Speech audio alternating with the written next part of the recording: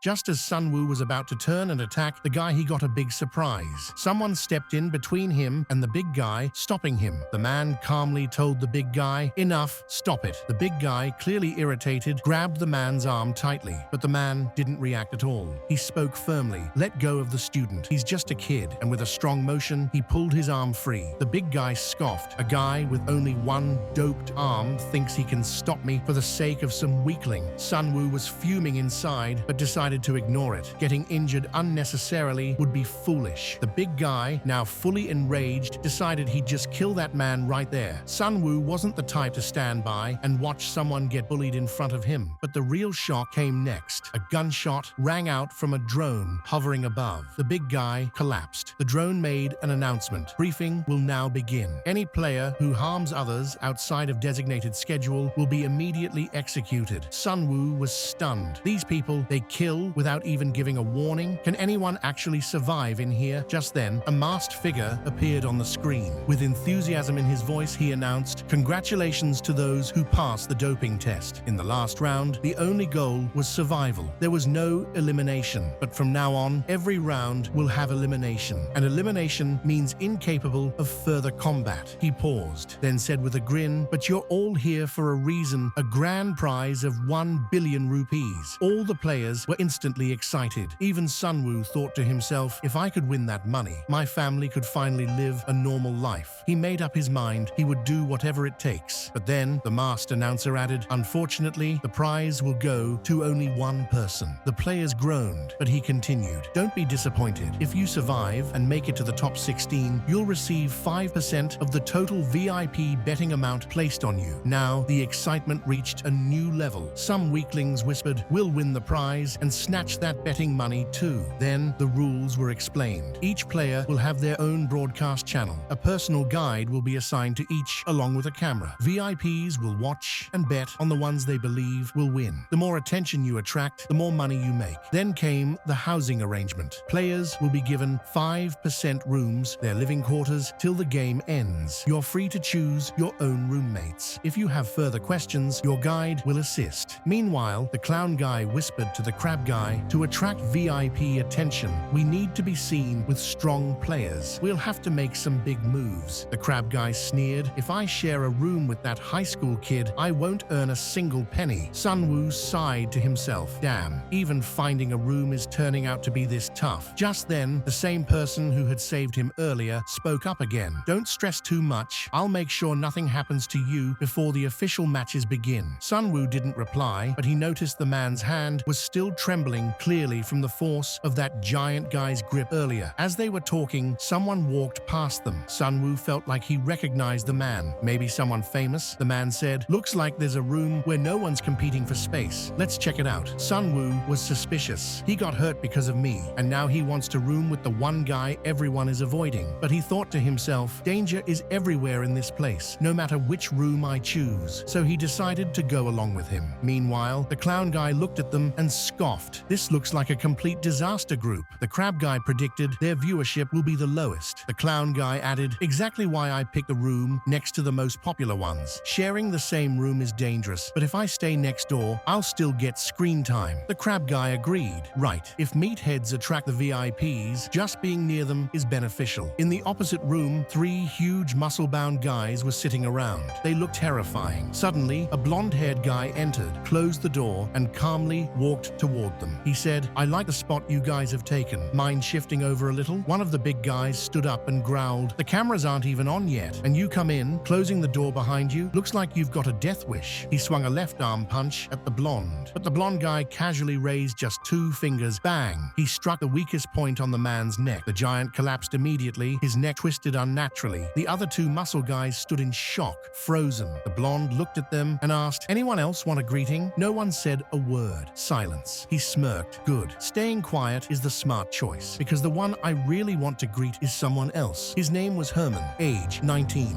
For reference, we'll call this blonde guy MSU. Hours later, inside a car on a bridge, Kim spoke to Yanwoo. "We just got intel. The first vice president is planning to team up again with Troy Machun, last tournament's champion." Yanwoo clenched his fist and muttered in frustration, "Damn, of course he would go for him. There's no one who can beat Troy. Unlike like me, all I've got is a high schooler as my alternative. Kim replied coldly, if Sunwoo makes it to the top 16, he'll qualify for the second doping round. And with a body already 10 times stronger than a normal human, once doped again, he could become a record-breaking monster. The man assured Sunwoo, don't worry too much. Yanwoo was a bit concerned, but wondered how to keep him on their side when other VIPs will try to snatch him away. Kim confidently said, don't worry about that. Right now, the 5 people in his room had the lowest viewership during the doping test round. Back at the fighting ward, Sunwoo entered his new room with the man who had saved him. The man said, in a weird tone, gaining viewership here won't be easy. The audience is attracted to fighters who have a real chance to win. There were already some people in the room. Amanda Grok, 23, a capoeira fighter, Kim Minho, 25, a boxer and the youngest competitor, and Minan, 28, who was literally trying to touch his elbow with his tongue. Cameras circled the room, filming everyone. The man said to Sunwoo, looks like the guides have started filming. We have to attract the VIP's attention for betting money. Then the man put one hand on the ground and flipped his whole body upside down, doing acrobatics. Sunwoo thought, this isn't anything special. But then Amanda stood up, placed one finger on the ground, and lifted her entire body with it. Sunwoo was shocked. How could she lift her whole body with just one finger, without any momentum? Amanda and the man started competing on who was faster. Minho said, strength is for fools, and zoomed forward and backward at full speed.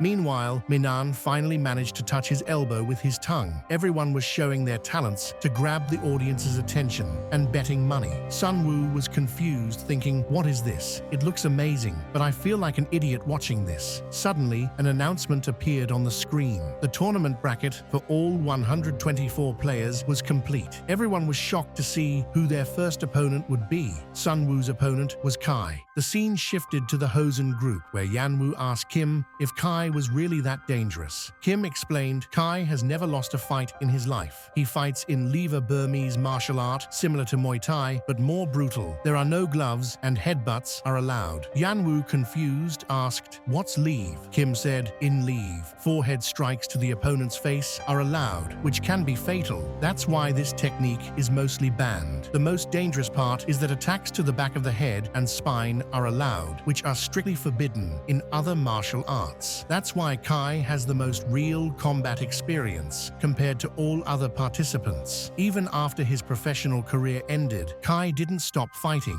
Instead, he began taking on infamous street fighters, which led to an organization recruiting him. Yanwoo finally asked, do you really think Sunwoo can stand against him? Kim replied, intrigued, I don't know. So far, Sunwoo has only fought dead collectors and a guy like Black Bear people who never had proper martial arts training. The scene shifts back to the 5-person room in the fighting ward. Sunwoo rose from his box, feeling quite relieved. He wondered how long he had been asleep, but immediately realized his body felt unusually light. This wasn't just a light feeling, it was the same sensation he had felt before after fighting Black Bear. The same feeling as if he had become stronger. Just then, the man who had saved him also got up and told Sunwoo, no need to be surprised. When muscles are pushed to their limit and recover without permanent damage, they naturally become stronger. Then he added, looks like you never pushed yourself to that limit before. Sunwoo thought in shock, is he telling the truth? When I fought Black Bear, I was already at my limit, but I didn't even realize how I was still fighting. The man said, forget the muscles, your recovery speed also seems abnormal. Maybe you're a victim of some recovery doping.